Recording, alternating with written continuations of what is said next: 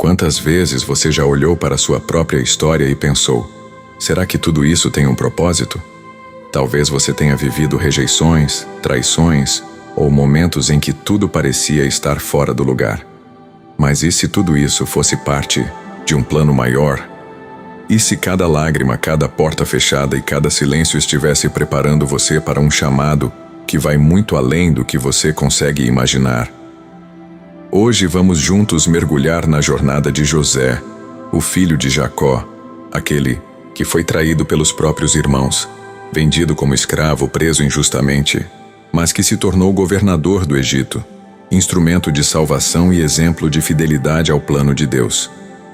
Esta não é apenas uma história antiga, é um espelho, porque assim como José, você também pode estar sendo preparado, moldado e conduzido por caminhos difíceis para se tornar um guia escolhido por Deus. Eu sou Charles Wilson, e esta é mais uma reflexão transformadora do canal Evidência da Palavra. Se essa mensagem já começou a tocar seu coração, escreva agora nos comentários: sou forjado por Deus. Sim, escreva com fé e acompanhe até o final, porque há uma revelação esperando por você. José era apenas um jovem, o mais amado por seu pai Jacó, fruto de uma velhice abençoada, de um amor profundo por Raquel.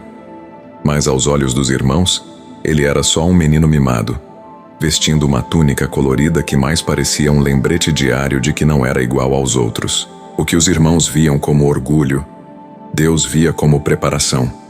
Certa noite, José teve um sonho.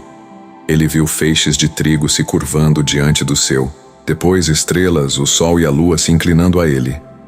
Quando contou o que viu, não encontrou apoio. Pelo contrário, os próprios irmãos passaram a odiá-lo ainda mais. Gênesis capítulo 37 nos revela que o sonho foi apenas o começo da fornalha. É aqui que muitos tropeçam, porque nem sempre o que Deus nos revela será bem recebido por quem nos cerca. Às vezes, o maior inimigo do seu propósito não está fora, está próximo, e por isso tantos desistem antes mesmo do primeiro passo. José não entendeu de imediato o peso do que carregava. Era jovem, falava demais, talvez até ingênuo, mas uma coisa ele tinha: um espírito sensível ao que vinha de Deus. Ele não pediu para sonhar, não pediu para ser especial, mas Deus escolheu seus olhos para ver antes do tempo. Porque guias são assim, enxergam o destino quando ninguém mais vê o caminho. E você? Já se sentiu deslocado? Como se as pessoas ao seu redor não compreendessem a grandeza do que você carrega dentro de si? Já teve que silenciar sonhos para não parecer soberbo? E se eu te dissesse que não é orgulho, é propósito? Deus não revela por acaso. O sonho de José não era para inflar seu ego. Era um mapa profético do que ele viveria. Mas todo mapa precisa ser lido com maturidade. E maturidade se constrói na dor, na rejeição, no silêncio. Quando José foi enviado ao campo para encontrar os irmãos, ele não imaginava que seria o início da sua maior descida. Seus irmãos, movidos pelo ciúme, o lançaram numa cova vazia, como se tentassem enterrar o plano de Deus. Mas ouça com atenção: o que os homens tentam enterrar, Deus usa como solo para multiplicar. A cova foi o primeiro altar. Não havia água, não havia saída, não havia consolo. Apenas um eco, um vazio, um silêncio ensurdecedor. E mesmo ali, Deus estava, sem dizer nada. Mas presente, aquela cova não foi o fim. Foi o início do caminho de um guia. Porque quem lidera outros precisa antes aprender a ser rejeitado, esquecido, e ainda assim, permanecer de pé. Feche os olhos por um instante e visualize a cova em que você já esteve. Pode ter sido um abandono, uma calúnia, uma traição. E mesmo que ninguém tenha visto, Deus viu e preparou você para algo que está além. José foi vendido como escravo por 20 moedas de prata, um valor irrisório. Para os irmãos ele era apenas um peso a ser descartado, mas para Deus ele era ouro a ser refinado. E aqui está uma lição poderosa: o valor que os outros te dão não define o que Deus preparou para você. José, o escravo, estava no caminho para se tornar um líder, um guia para uma nação. Escreva isso no seu coração. Os sonhos de Deus são maiores do que as covas dos homens. O sol queimava alto no céu quando os mercadores ismaelitas levaram José. Ele não resistiu, não lutou. Apenas foi. Não havia mais túnica colorida, não havia mais o colo do pai. Agora, ele era apenas um número. Um escravo entre tantos, mas não aos olhos de Deus. O que parecia um retrocesso era, na verdade, um avanço disfarçado, porque Deus não vê como o homem vê. Enquanto todos ao redor viam apenas um jovem humilhado, o céu via um escolhido em movimento, um guia sendo lapidado no silêncio do Egito. Ao chegar à casa de Potifar, oficial de Faraó, José foi colocado para servir. E mesmo em terra estranha, ele prosperou. Por quê? Porque Deus estava com ele. Gênesis capítulo 39, versículo 2, nos diz: o Senhor estava com José e ele prosperava. É aqui que a história começa a mudar. A presença de Deus não depende do lugar em que você está. Não é o endereço que atrai a bênção. É a obediência, é a integridade, é a fidelidade mesmo quando ninguém vê. José não carregava títulos, mas carregava caráter. Ele podia ter se revoltado, se entregue à dor, permitido que o coração se tornasse pedra, mas escolheu permanecer fiel. E essa fidelidade logo foi colocada à prova. A esposa de Potifar o desejava. Insistia, chamava. E José, jovem e sozinho, poderia ter cedido, escondido seu erro, vivido uma falsa bênção. Mas ele sabia. Não se negocia a presença de Deus por prazeres passageiros. Quando ela o acusou falsamente, ele perdeu tudo de novo. A confiança, a posição, a liberdade. Foi jogado na prisão, injustamente, mais uma vez. Talvez você já tenha passado por isso. Fazer tudo certo, ser íntegro, dizer não ao pecado, e mesmo assim ser injustiçado. E o coração grita: Deus, por quê? Mas é na prisão que Deus mais nos ensina sobre confiança. Porque confiar quando tudo vai bem é fácil. Confiar, quando tudo se desfaz, é fé de verdade. Na cela escura, entre grilhões e ecos, José permaneceu firme. E a Bíblia diz que ali, Deus estava com ele, e deu graça aos seus olhos diante do carcereiro. Mesmo na prisão, José prosperava. Você entende? Deus não precisa tirar você da situação para fazer você florescer. Ele pode fazer da tua prisão um jardim. Ele pode te ensinar a confiar, mesmo quando o chão parece ter sumido dos seus pés. A jornada de José não era sobre conforto, mas sobre condução. Deus não queria apenas usá-lo, queria forjá-lo. Porque um guia não apenas aponta o caminho, ele vive o caminho. Agora respire fundo. Permita que esta verdade invada sua mente.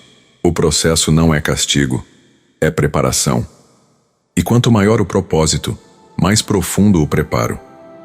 Se essa palavra está falando com você, declare nos comentários: o processo me fortalece. E compartilhe esta mensagem com alguém que também precisa ser lembrado de que Deus está presente mesmo quando tudo parece estar desmoronando. José já estava preso. Não por um crime real, mas por manter sua integridade. E ali, no cárcere, longe de tudo o que conhecia, ele foi novamente provado. Porque há um tipo de prova que não vem com dor, mas com espera. E talvez seja essa a mais difícil de suportar. Na prisão, José conheceu 2 homens, o copeiro e o padeiro do rei. Ambos tiveram sonhos. E como alguém que já havia sonhado, José entendeu que Deus podia falar através deles. Interpretou os sonhos com sabedoria, e ao copeiro, que teria sua posição restaurada, fez apenas um pedido: lembra-te de mim quando estiver diante de Faraó. Era um pedido simples, um pedido humano, um pedido que carregava esperança. Mas Gênesis capítulo 40, versículo 23 nos diz: o copeiro-chefe, todavia, não se lembrou de José, antes se esqueceu dele. E aqui está o ponto onde muitos desistem. Não é no sofrimento que caem, é na espera. Quantas vezes você já fez o bem, ajudou alguém, foi fiel e esperou? Esperou por reconhecimento, esperou por justiça, esperou por um obrigado. E o silêncio foi a única resposta. Mas saiba, o silêncio não significa ausência, significa preparo. O tempo de Deus não é determinado pelo nosso relógio, mas pelo nosso amadurecimento. José não precisava apenas sair da prisão, precisava sair pronto. Às vezes, Deus permite que sejamos esquecidos por homens para que aprendamos a depender exclusivamente dele. Porque enquanto os homens esquecem, Deus escreve, e escreve em capítulos invisíveis aos nossos olhos, mas eternos aos olhos do céu. Imagine José todas as manhãs, acordando naquela cela fria, esperando ouvir seu nome, esperando uma porta se abrir, e nada, por dias, por semanas, por anos, mas ele não murmurava. Não perdia a fé, continuava servindo, continuava interpretando, continuava confiando. É aqui que percebemos o verdadeiro caráter de um guia. Ele não lidera pela posição que ocupa, mas pela postura que assume. José era servo, mas agia como rei. Era prisioneiro, mas falava como profeta.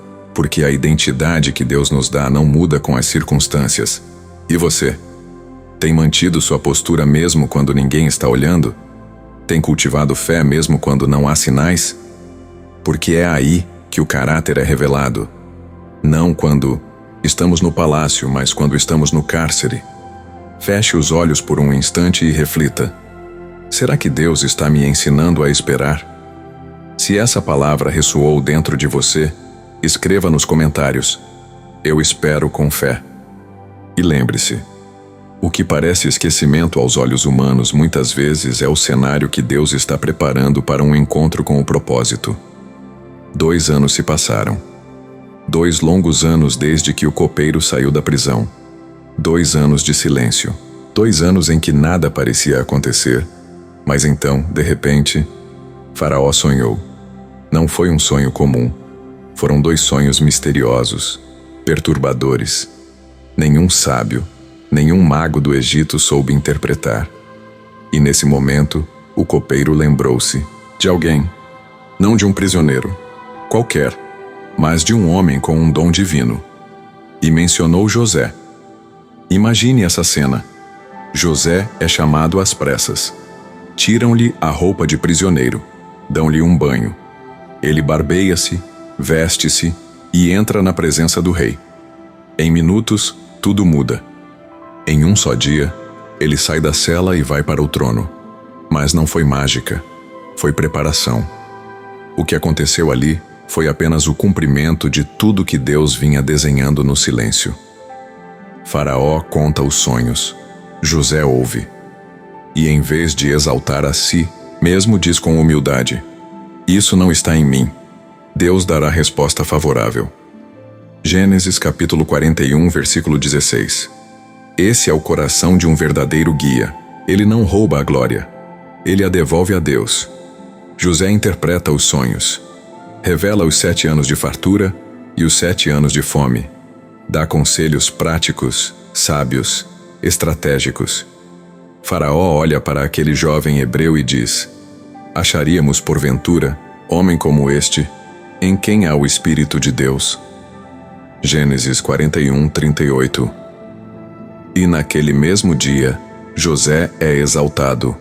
O anel do rei é colocado em sua mão.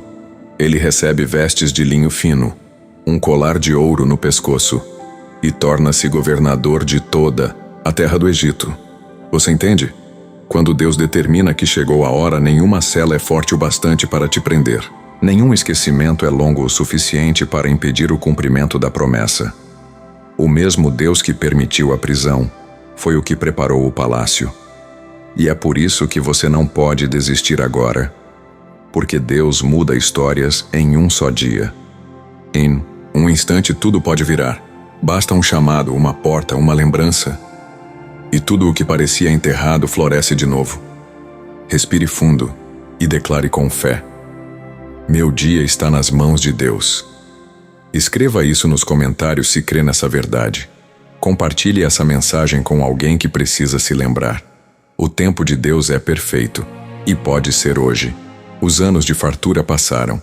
A fome chegou, assim como José havia interpretado. E lá, no meio do desespero, seus irmãos vieram ao Egito em busca de alimento. Aqueles que o venderam, aqueles que riram dos seus sonhos, aqueles que não reconheceram o propósito. José os viu, mas eles não o reconheceram. Quantas vezes você já passou por algo assim? Pessoas que te feriram reaparecem, não para pedir perdão, mas por necessidade. E seu coração é testado. José chorou, em silêncio. Recolheu-se várias vezes para que ninguém o visse em lágrimas. Ele era governador, tinha autoridade, poder, mas também tinha memória. E ainda assim, escolheu perdoar. Ele podia vingar-se, mas entendeu que o propósito era maior que a dor. Gênesis capítulo 45 nos mostra a cena mais emocionante. Agora, pois, não vos entristeçais, nem vos pese aos vossos olhos por me haverdes vendido para cá, porque para a conservação da vida, Deus me enviou adiante de vós. José reconheceu que tudo fazia parte do plano. Você consegue imaginar a maturidade espiritual necessária para dizer isso? Olhar para os que te traíram e enxergar o mover de Deus através deles? Essa é a verdadeira liderança. Não é sobre subir ao trono, é sobre usar o trono para curar. Um guia não é quem manda, é quem entende o caminho e leva outros com. Ele coloque a mão no peito e declare em voz baixa: eu perdoo porque fui chamado para restaurar. Se essa mensagem tocou sua alma, escreva nos comentários: Deus me chamou para restaurar vidas. E lembre-se, o maior propósito da sua jornada não é vencer sozinho, mas ser instrumento de reconciliação.